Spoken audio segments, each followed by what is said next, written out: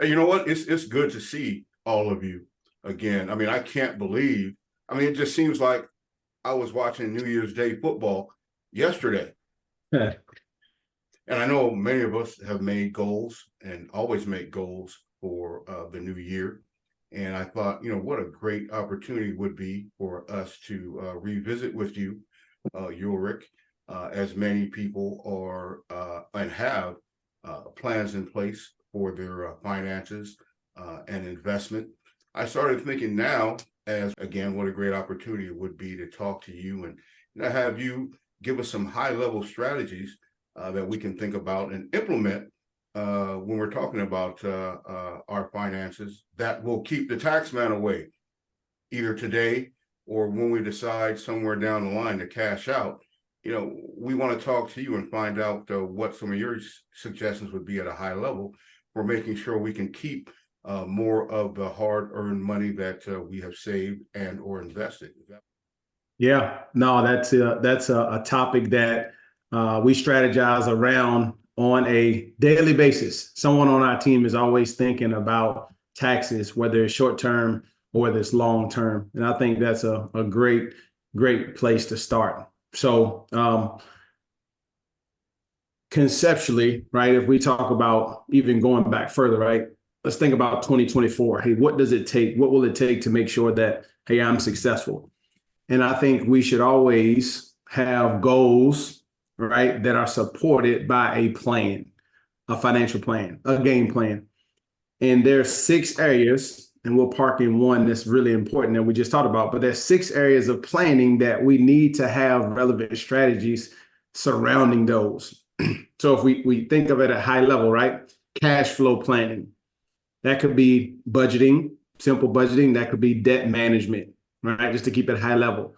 Then we have investment planning. So investment planning is, hey, what goals do we have in the near term financially? What goals do we have in the next 5, 10 years that won't go into the next space of retirement planning, which everybody knows, right? Retirement planning is, hey, I don't have to do anything that I don't want to do each and every day Saturday. So those are 3 areas that we park on. And then protection planning, right? Making sure that if everything did not go as planned, hey, what tools are in place to ensure that my family and I, right, am successful? And then we talk about tax planning, which we'll come back to because that's a big part of the overall picture of things. And then the last one is will, trust, and estate planning. So if we have relevant topics and we have relevant strategies that are in place in all 6 of those areas in our financial future, in our financial plan, our game plan, man, we found that, hey, no matter what happens, we are going to be well positioned. And so if you want to start like high level, just at the one area that we dissect, tax planning. So taxation, what most people don't understand, has 4 levels. So we're taxed on the money as we earn it. We taxed on the money as it grows.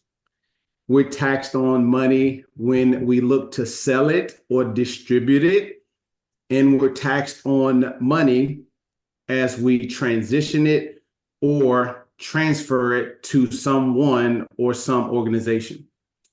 And so really, when we talk about taxation and the planning around it, we want to make sure at each one of those levels, as we earn it, as we grow it, as we sell it, and as we distribute it, and as we transition it, that we're taxed at the most minimal rate, right? That's the work that we really do and the work that we want for all of our clients to aspire to do. So understanding, hey, how money is taxed at each one of those levels. And then I think this is really important, and it goes back to those 6 areas of planning. And then really formulating a team that can help you, a team being some trusted professionals in the advisory space of finances, an estate planning attorney, right? A tax planning service or a tax planning attorney, and just a banker, right? Building yourself a team will allow you to make sure that you have relevant strategies around the specifics of tax planning. I mean, if you can dive a little bit deeper, Ulrick, and tell us about investment strategies that can reduce taxes and raise returns. You don't have to give us specific products. Yeah. Yeah. I'm certainly, we'd like our listeners and viewers, if they have additional questions, to get in touch with you. Mm-hmm. But if you could just, give us some general guidelines on strategies that reduce taxes and raise returns. Right. So really simplistic, right? We got 6 areas of planning. We got 4 levels of taxation. There's only 4 areas that no matter what, there are lots of hundreds and thousands of variations of it, but there are only 4 areas in which we can truly save our dollars. And so the first area is a qualified kind of, let's call them buckets, right? A qualified bucket of money. So that qualified bucket of money, right, is your 401k, your 403b. In most situations, that money has never been taxed. And so when we think about, diving a little deeper, let's take an example. In a qualified bucket of money, we've been offered our 401k. We put in 5%, we get 5%. Great. But we have to know from a taxation standpoint that today, whatever we put in it is deducted from our gross income on our taxes. But down the road, whatever we have in that account, let's say we have $1 million, that is going to be taxed at the highest effective income tax rate. And when it's all said and done, right, we're looking at tax rates between 40 and 50%. Now, not anybody or everybody's just going to say, hey, give me my whole $1 million and Uncle Sam's going to get 5, right, 100,000, and we take the other 5. But essentially over time, that's what happens. So if we grow money just in this place that our employer provides for us, we have $1 million, for example, Uncle Sam gets 500,000 and then we take 500,000. Oh, that hurts me to think about. Like, I worked hard for this money and now somebody else is going to come in and put their hand in it and say, hey, good job, but I'll take what I need to take. And so the qualified bucket of money is one place that we really, really focus on, right? We want to make sure that we're maximizing the match or the contribution that our employer is giving us. Great.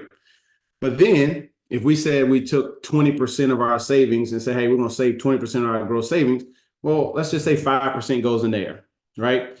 And so now we want to find places that are tax efficient or not taxed at all. And so the second, third, and fourth places that we focus on are really, really simple. So the next place is a non-qualified bucket of money. And so generally that non-qualified bucket of money, most people know it as a brokerage account. And what that is we can invest money into the stock market, stocks, bonds, mutual funds, REITs, all those different things. And whatever we put in it is non-qualified because it's already been taxed. We're never taxed on those dollars again. We're simply taxed on the gains. So let's take a perfect example. So if I save $1 million over the time in a non-qualified bucket of money, it grows by $1 million over 20 years. Now Uncle Sam's going to say, hey, great job. I'll come in and I'll take 15% of the $1 million you made. So you walk away with 1.85. Uncle Sam gets 150,000 and everybody's happy, right? So just by being strategic on, hey, where to save money for the same purpose of retirement, I went from paying 50% in taxes to 15. And I always talk about the example, right? Let's say, hey, Mike, you and Brian are just, neck and neck. You're like, hey, man, I just got 8% on my returns for the last 20 years. And Mike, you're like, well, I only got 7. But then we come to find out, hey, all of Mike's money has been taxed at a lower rate than Brian's money. Well, guess who has more money? The person who's paid less in taxes. And so we win. We just won the championship. And so when we narrow it down, it's like, okay, we have this qualified bucket, this tax at the highest effective income tax rate. And then we have this non-qualified account that's taxed at 15% long-term capital gains as it stands today. Man, we can really help ourselves by diversifying, right, that 20% that we're supposed to be saving anyway. And then we get to even more tax efficient tool. The next bucket is a Roth bucket. So a Roth bucket is a retirement vehicle. It's a retirement bucket that we can access today at age 59 and a half. But now we're taxed at 0%. So if before you go any further, please excuse me. Yeah. Can you tell us a little bit more about, what a Roth actually is before we start talking about, what it can do for us? I mean, Yeah. what is a Roth? So Why is it called a Roth? What is it? Yeah, so a Roth IRA, right, is a individualized retirement account that was created by the government to give us an opportunity to pay taxes on money today in the hopes that it would never, ever be taxed again. So tax-free growth, tax-free distribution. And so that Roth tool is specifically designed, just like your qualified bucket, for retirement. So it does not have a lot of flexibility as far as us accessing the money freely without paying a penalty, right? There are some workarounds where you can take out the basis after 5 years of owning the account. But for the most part, a Roth is a retirement tool that we can access at 59 and a half, that we pay no taxes on the growth or the distribution of those dollars when we take it out. Great question. Great question. Well, when we talk about this Roth bucket, right, we talk about a bucket of money that we can access at 59 and a half when we pay no taxes on. And so the only thing I think that we can do for certain in our country is to look at history. So why is this tax planning conversation even important? So if we go back to the late 70s, early 80s, the highest effective income tax rate was 70%. So that means a family that made, over $650,000, 70% of that money they paid in taxes. That was, in that time frame, I think I was maybe one. But to go back and think about that, it's like, oh my goodness.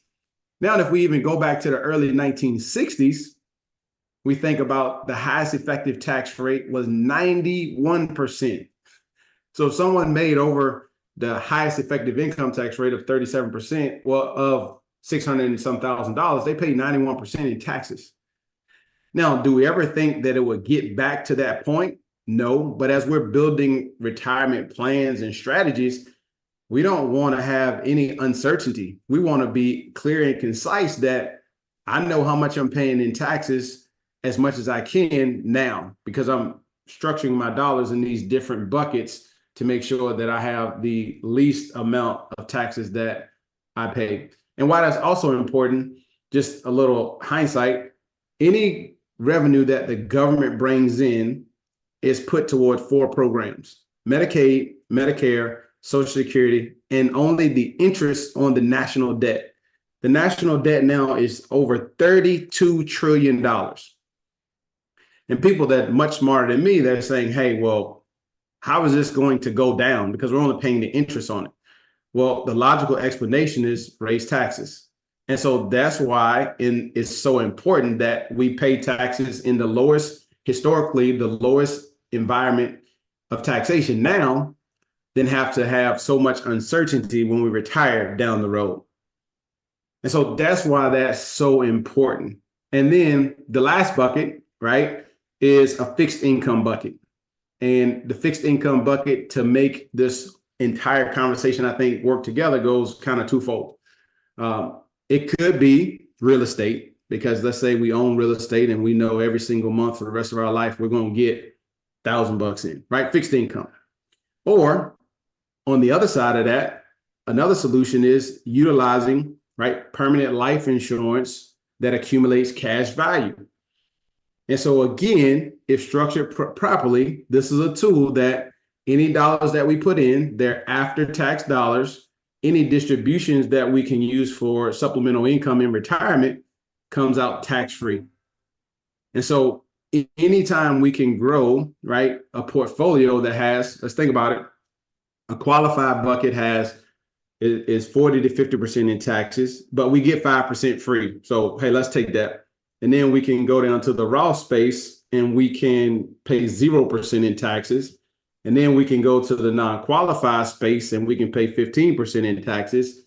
And then we can utilize a product or utilize a real estate investment, pay between either 0 or 15%.